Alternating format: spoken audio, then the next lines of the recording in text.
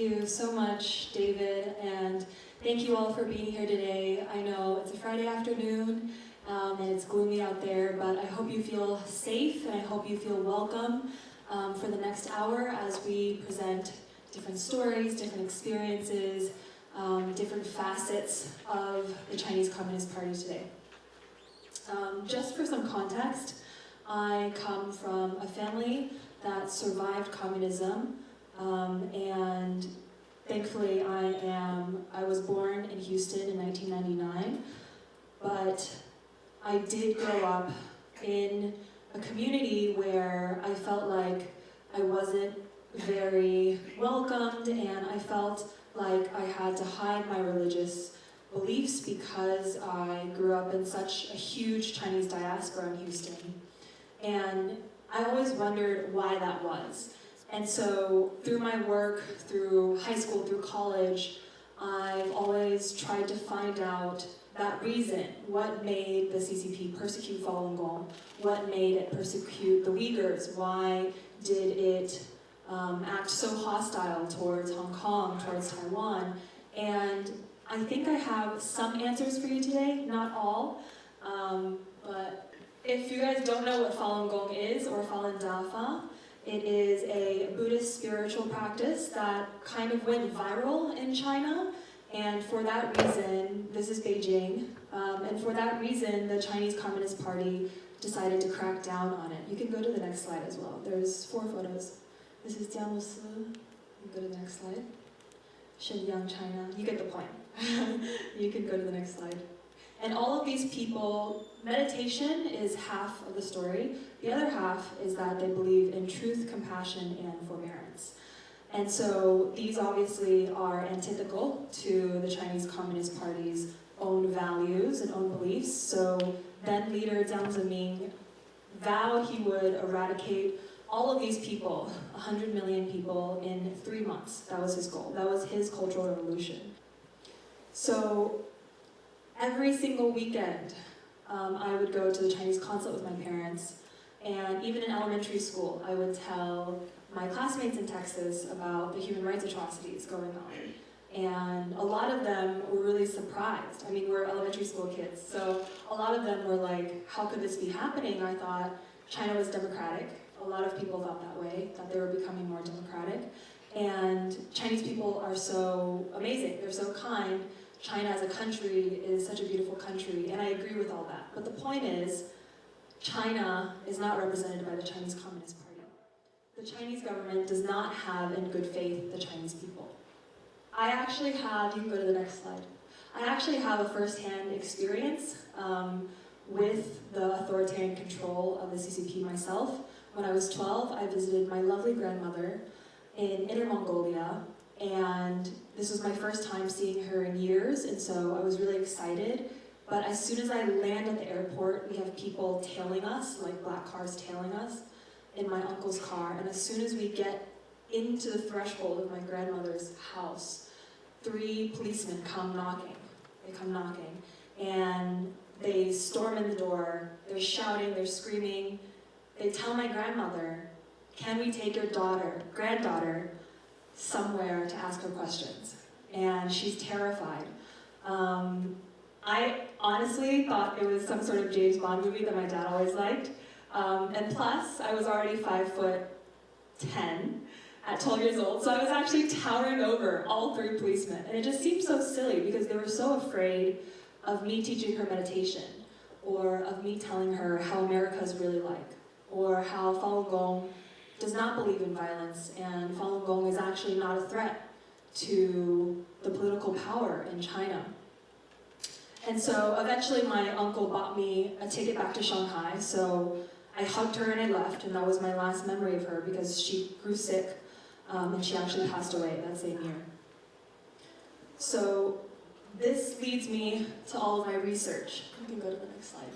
The Falun Dafa Information Center specializes in documenting persecution. What does that look like in numbers? How many stories are left untold?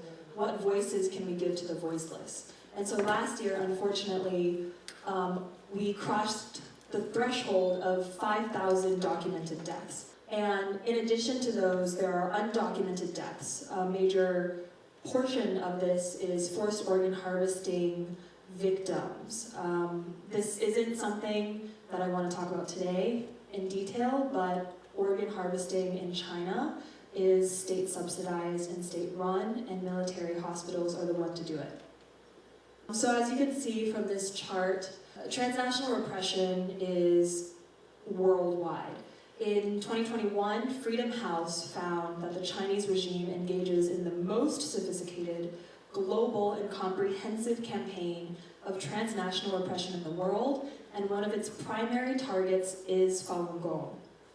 This persecution manifests in 4 main ways: physical attacks, disinformation, sabotaging Falun Gong-related events, and infiltration of universities. And I'll touch upon these bit by bit as we go. Falun Gong practitioners outside of China have thus faced break-ins to their home, physical assaults, and even shootings. So you can go to the next slide.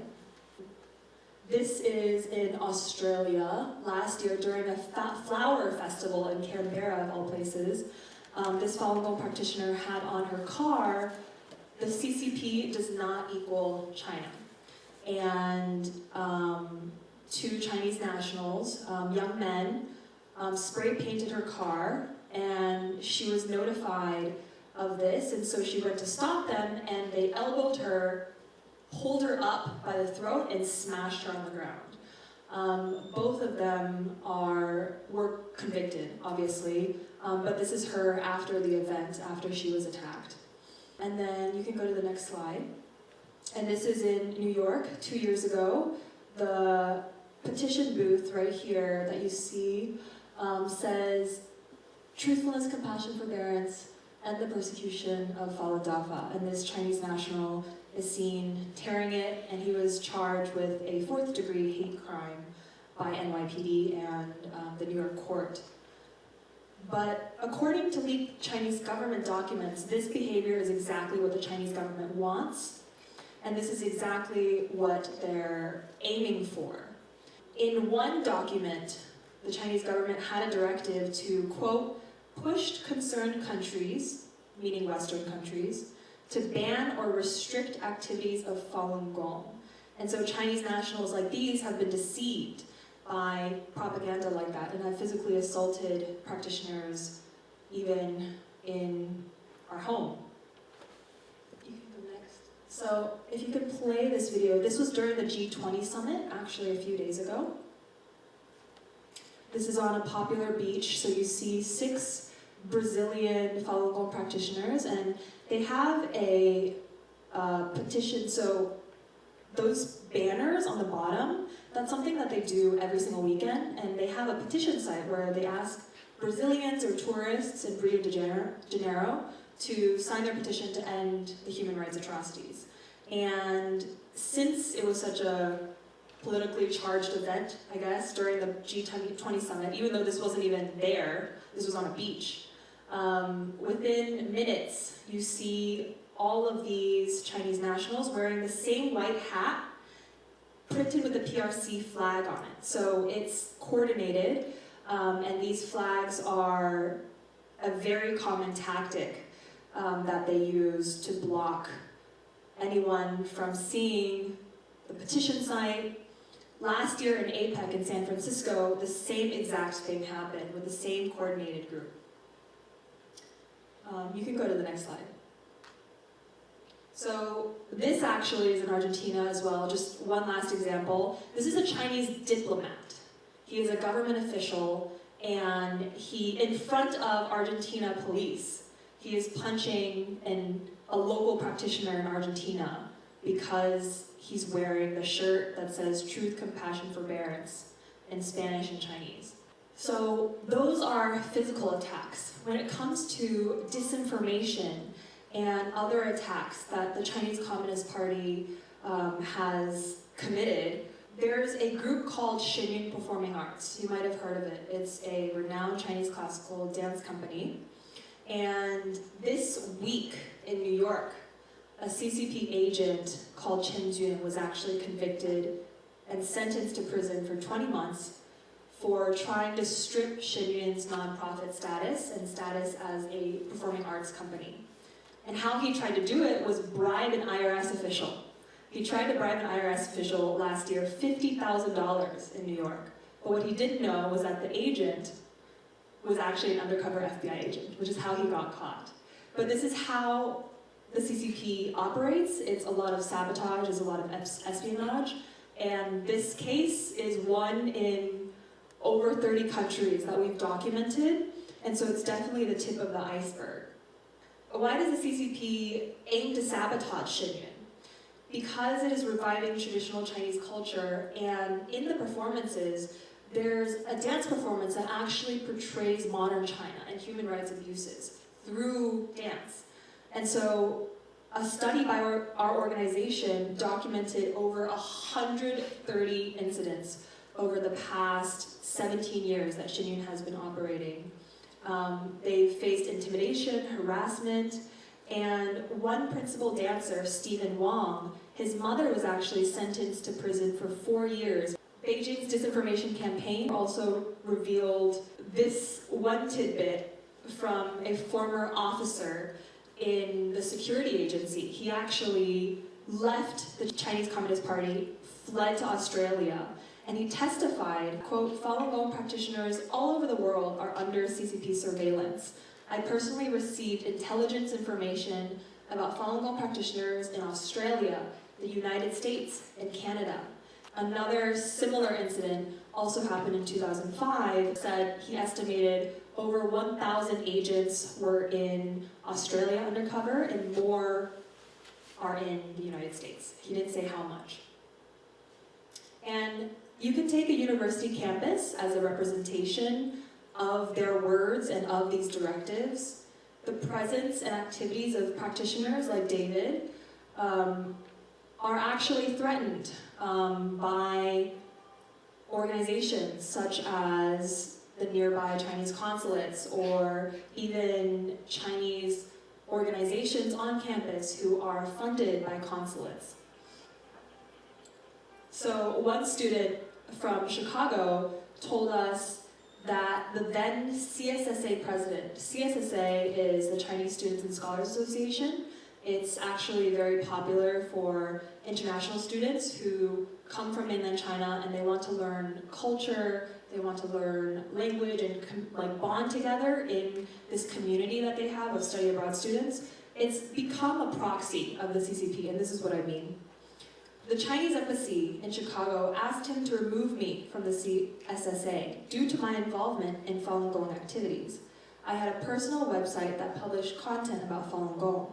I was later told that somehow the Chinese consulate of Chicago noticed my connection with Falun Gong and asked the then CSSA administration to remove me from the CSSA. So he was kicked out of his club because the Chinese consulate officials ordered the president to do so.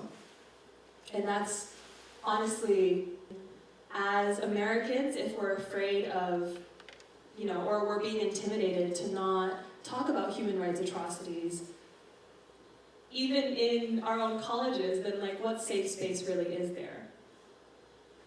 We actually did a nationwide survey of this following the quote, and out of 45 American college campuses with a Falun Gong presence, direct or indirect CCP-linked surveillance, persecution, and propaganda was evident.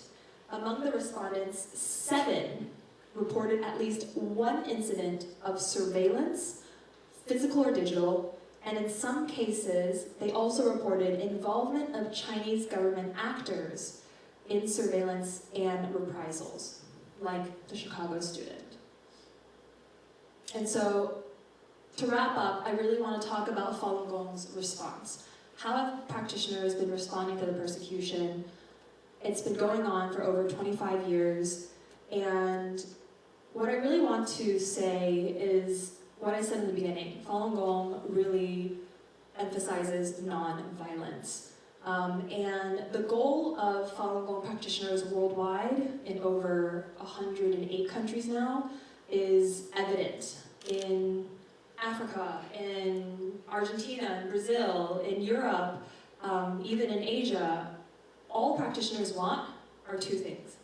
One, we want to counter the persecution. We want to counter the propaganda, we want to counter all of these narratives, and we want to speak up for ourselves. And two, we want to convince Chinese people to not play into the cards of the Chinese Communist Party. We want them to stop persecuting, stop reporting, and stop participating, even in the United States, these actions that are actually right up the CCP's alley. We want them to stop being puppets, basically, and think for themselves. And although it's simple, the difficulty of this really goes underappreciated. In the case of that Australia Flower Festival, she was attacked, but she didn't retaliate. She took them to court, but she never had any, even in court, she told the lawyer and she told the judge, I don't wish them to have any punishment, I just want them to say they're sorry, and I want them to know that Falun Gong is not bad. I want them to know that the persecution is happening, and even if they say it's not, the truth is clear. And I think I'll leave it to the next speakers to talk about dissemination in China and petition efforts outside of China. I know one of the speakers today will be talking about all of the efforts, mainstream and grassroots, that have been going on to actually ask Chinese nationals and Chinese people around the world to quit the Chinese Communist Party. And that is such an admirable effort. It's very difficult as well. And one last point is, I think advocacy really does truly change the hearts and mind of people. 7 years ago, I talked to a Chinese graduate student, and as soon as he heard that I practiced Falun Gong, he was so excited, and he was just so supportive of what I was doing. And he said he understood, and he would support me to the end.